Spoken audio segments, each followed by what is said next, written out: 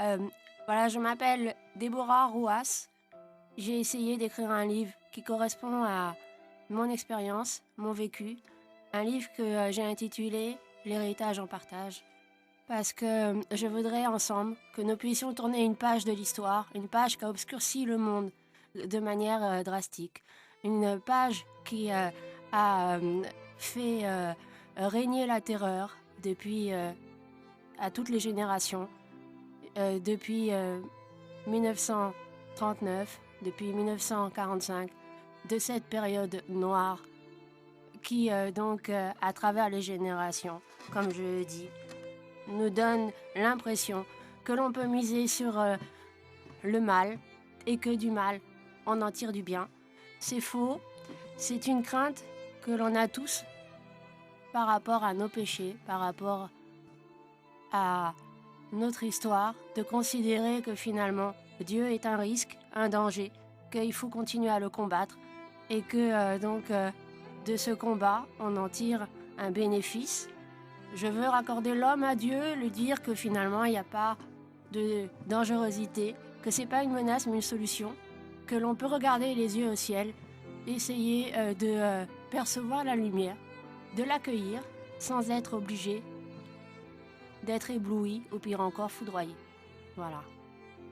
Donc je vais vous lire mon livre, L'héritage en partage.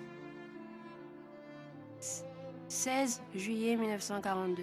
Prévenu qu'il y aurait une rafle au petit matin, je me suis caché comme tant d'autres hommes de notre entourage, certains que ça ne concernerait que nous autres, loin de me figurer qu'il en serait de même pour les femmes et les enfants.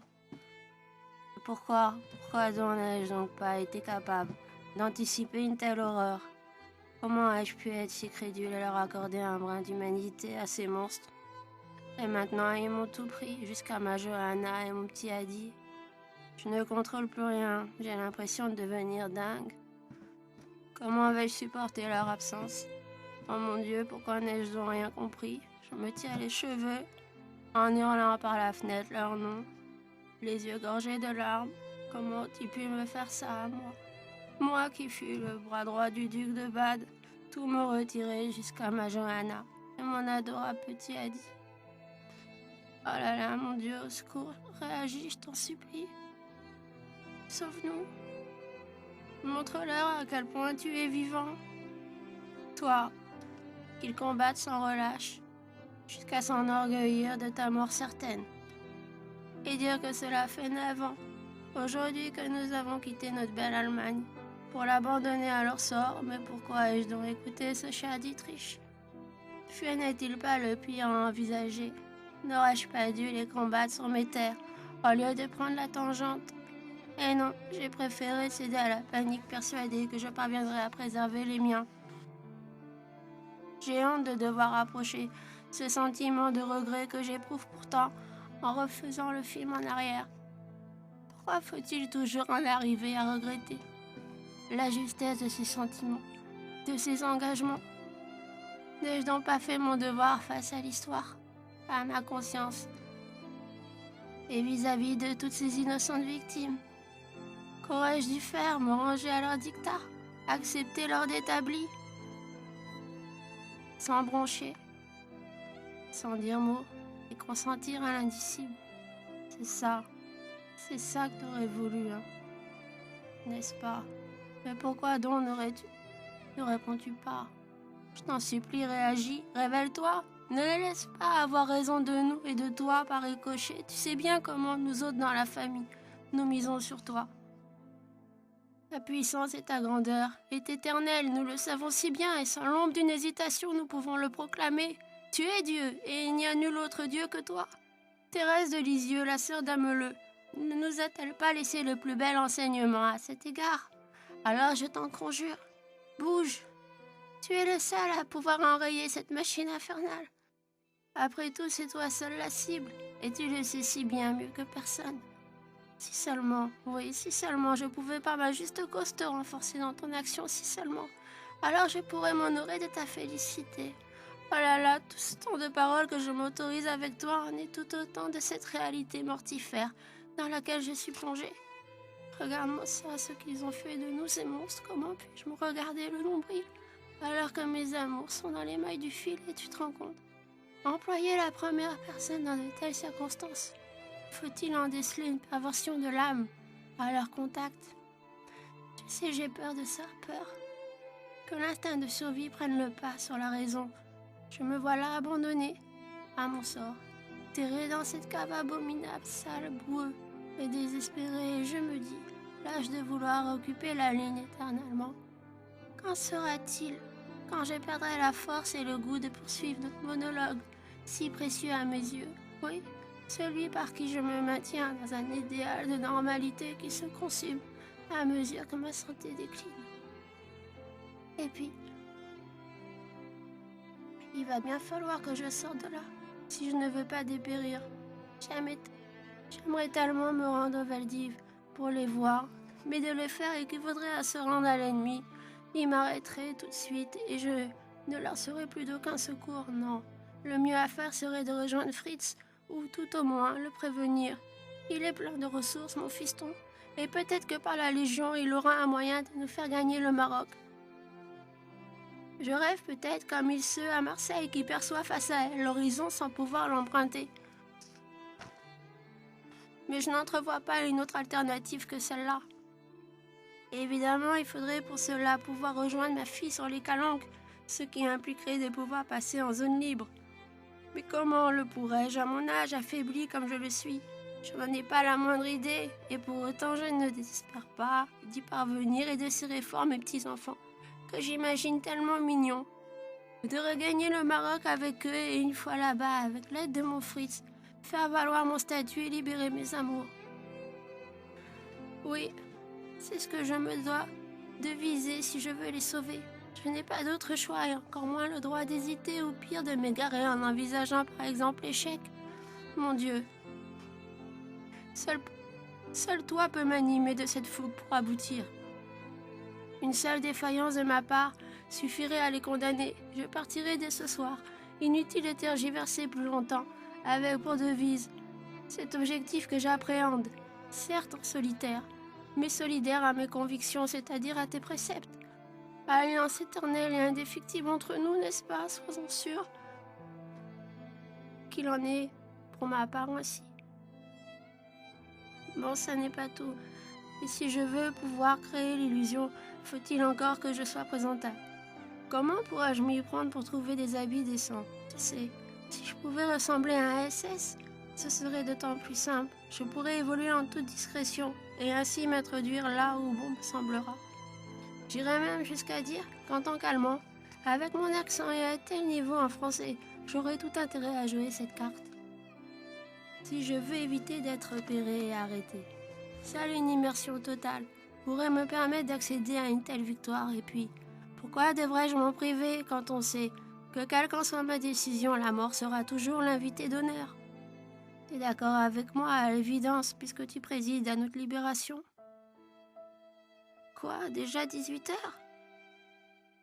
Tu vois, on parle, et le temps passe à une allure. Au final, c'est pas si mal.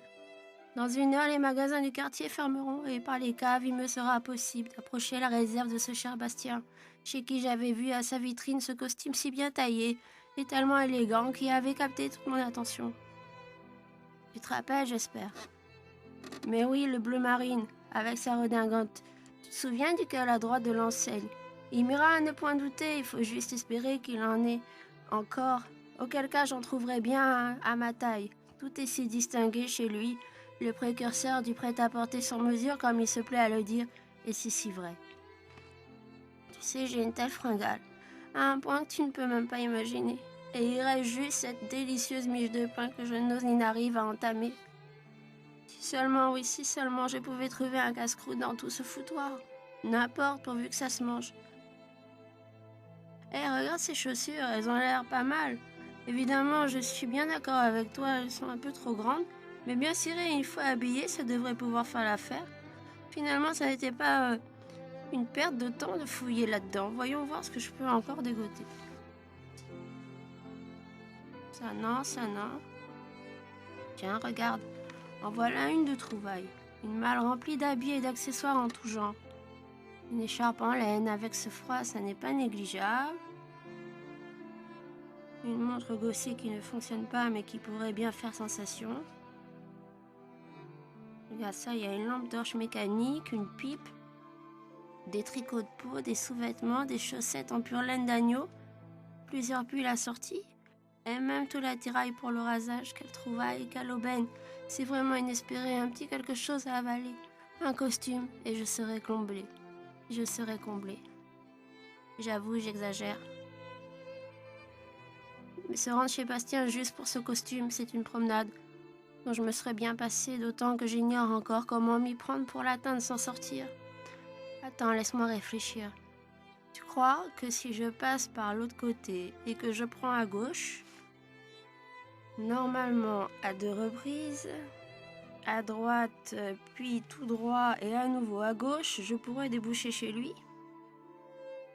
J'ai bien l'impression, en toute logique, ça le devrait, si tant est qu'il n'y ait pas de clôture, mais pour cela je compte un peu sur toi. Après tout, je suis le corps, tu es l'esprit, par qui toute mon âme s'identifie.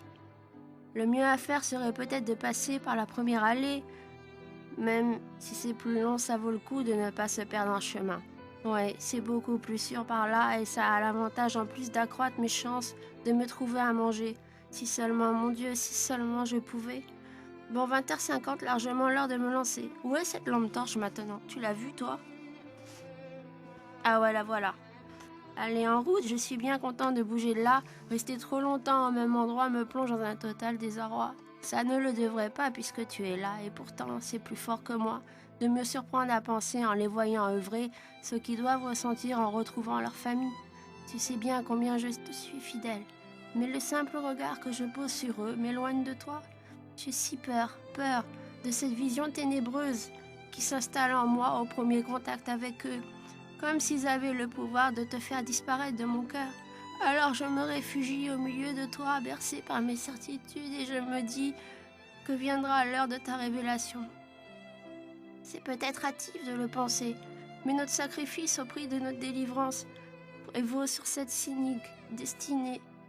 Évidemment, ça leur est utopique pour l'instant, et pourtant, qu'adviendra-t-il d'eux quand il en sera ainsi?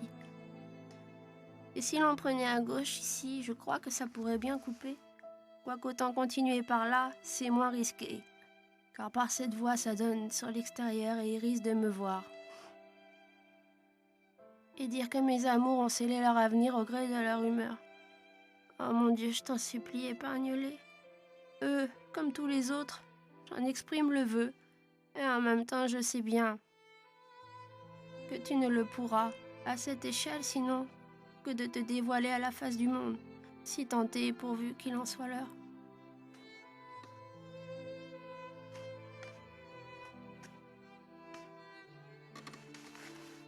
Je crois que c'est là, mais oui, dis donc, je pensais pas que ce serait si facile d'y accéder, et pourtant maintenant, reste à savoir si ce drôle d'outil censé tout ouvrir fonctionne. Mon cher Muller, toi, qui en est à l'origine et qui a tant insisté à ce que j'en fasse bon usage, et dire que je me suis amusée d'une telle proposition pour finalement me résigner. Sache, ton déterminisme eut raison de mon obstination, que je ne regrette nullement d'avoir découvert par ton intermédiaire les rudiments de ton métier. Je me rappelle encore de ton insistance. Pas question que tu partes sans apprendre à ouvrir une porte. En de telles circonstances, ça sauve une vie. Tu t'en souviens? Je l'entends encore avec son autorité légendaire, sa voix rauque.